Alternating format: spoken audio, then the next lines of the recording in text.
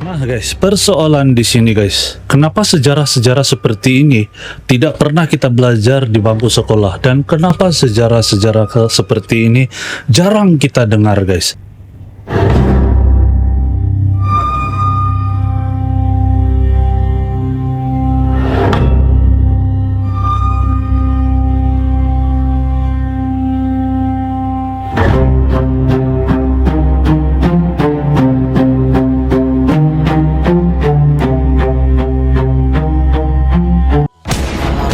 Cawan air mata tak jadi timbangan. Kalau niat hanya jalan singkat, apa yang kau ambil tak sah, tak lekat, takkan halal walau sebebat.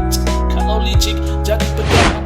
Assalamualaikum, hey ho guys, apa kabar? Selamat datang, selamat bergabung kembali bersama saya BDT dari Borneo, Sabah, akan menemani kawan-kawan dalam episode BDT Crew hari ini guys. Hari ini guys, kita bakal membahaskan satu topik sejarah di Sabah ini yang paling jarang disebut-sebutkan, ataupun mungkin kalian belum pernah dengar tentang hal ini guys. Nama beliau Peter Djainod Majuntin,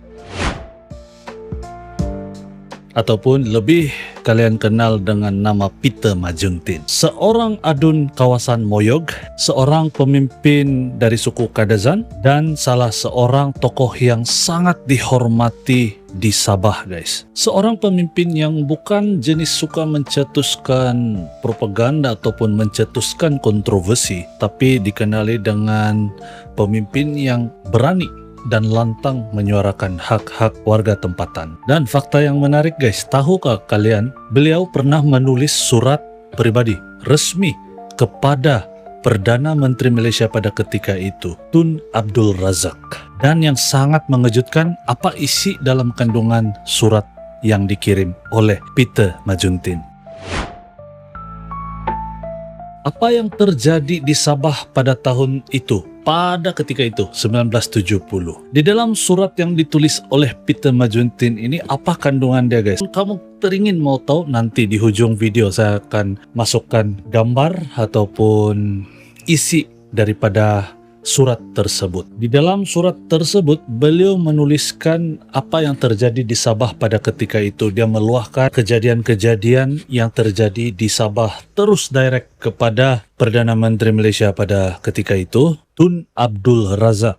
Menurut Peter Majuntin, beberapa mubalik Kristen, Katolik, dan juga Protestan diarahkan ataupun telah diarahkan keluar daripada Sabah ketika itu. Walaupun mereka memiliki permit kerja, tapi tetap dihalau. Aktiviti-aktiviti mereka diberhentikan guys. Dan perkara ini terjadi di beberapa daerah di negeri Sabah pada ketika itu. Di antaranya daerah Tambunan, Ranau, Keningau, Enom, Papar, dan Kuala Penyu. Coba kalian bayangkan keadaan di pedalaman pada ketika itu guys. Bayangkan situasi tersebut. Pada ketika itu ramai masyarakat pedalaman lah khususnya bergantung dengan mubalik Kristen dan Protestan ini yang masuk ke kawasan pedalaman untuk memberikan pendidikan, memberikan juga perubatan, dan membawa pembangunan komuniti untuk masyarakat di luar kawasan bandar dan pekan. Dan tiba-tiba mereka diarahkan untuk keluar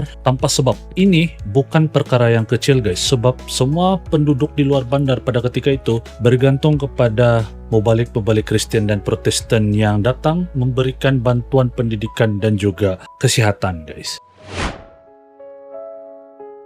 Persoalan di sini guys, kenapa Peter Majuntin terus menghubungi Perdana Menteri Malaysia ketika itu, yaitu Tunku Abdul Razak, dan tidak mengutuskan ini ke Ketua Menteri Sabah pada ketika itu? Kenapa beliau tidak membincangkan hal ini di peringkat negeri saja? Itu pertanyaan dia guys. Jawabannya mungkin karena isu ini dianggap terlalu serius guys, terlalu penting. Salah satu sebab kalau menurut pendapat saya adalah kebebasan beragama guys, kestabilan masyarakat pedalaman Sabah, dan masa depan hubungan antara rakyat dan juga pemimpin. Hubungan rakyat Sabah dengan kerajaan pada masa itulah. Langkah beliau menulis surat terus kepada Perdana Menteri ketika itu menunjukkan ini satu isu yang benar-benar berat dan satu isu yang kontroversial, tidak boleh dipandang rendah. Bukan isu biasa, tapi satu isu yang benar-benar besar. Bagaimana keadaan politik Sabah ketika itu guys?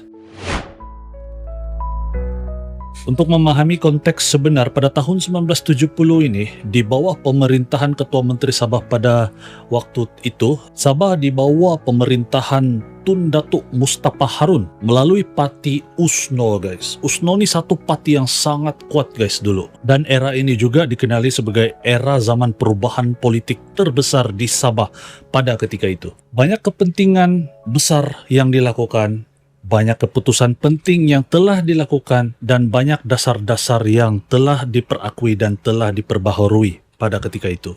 Tidak dilupakan, ketegangan di antara masyarakat pada ketika itu sangat teruk guys, terutamanya di kawasan pedalaman. Dan surat daripada Peter Majuntin ini menjadi satu bukti bahwa perkara ini benar-benar pernah terjadi di Sabah. Ketegangan itu benar-benar wujud pada waktu itu. Kenapa surat yang ditulis oleh Peter Majuntin ini penting untuk sejarah Sabah?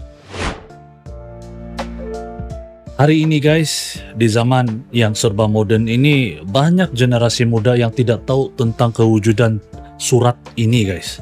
Surat Peter Majuntin ini. Dokumen seperti ini bagi pendapat saya sangat penting guys, untuk generasi muda tahu bahwa wujudnya satu pemimpin yang berani bersuara gitu. Walaupun pada ketika itu di bawah pemerintahan Tun Mustafa, tapi beliau Peter Majuntin sangat berani menyuarakan, dan bukan melalui rundingan negeri tapi terus ke Perdana Menteri Malaysia pada ketika itu, yaitu Tun Abdul Razak. Ini menunjukkan bahwa sejak awal lagi pemimpin Sabah ini sudah berani bersuara, sudah berani menyuarakan hasrat, hak dan kepentingan untuk masyarakat setempat, terutamanya kawasan pedalaman guys. Dan inilah bukti keberanian Peter Majuntin. Kalau menurut pandangan saya, beliau memang seorang pahlawan yang berani menyuarakan suara masyarakat pedalaman pada ketika itu guys. Jadi kita perlu pemimpin yang seperti ini.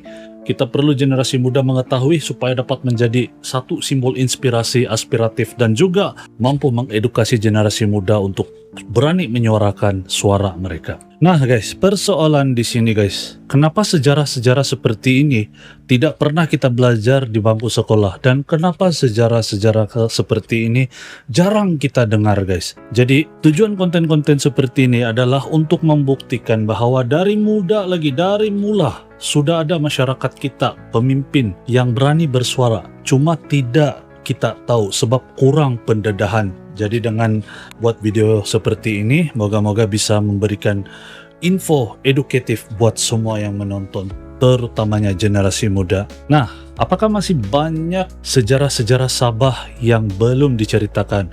Pastikan kamu subscribe BDT Crew supaya kamu tidak ketinggalan dengan kisah-kisah menarik ataupun fakta-fakta sejarah Sabah dan Sarawak yang bakal kita bongkar, kita bahas bersama. Kalau kamu ada pendapat di ruang kolom komentar, dibuka untuk semua berkomentar, bersilaturahmi, dipersilakan. Jadi moga-moga video yang saya bawakan hari ini nih dapat memberikan info edukatif untuk semua, dan moga kita menjadi generasi yang berani bersuara. Dan sampai kita jumpa lagi di video yang akan datang.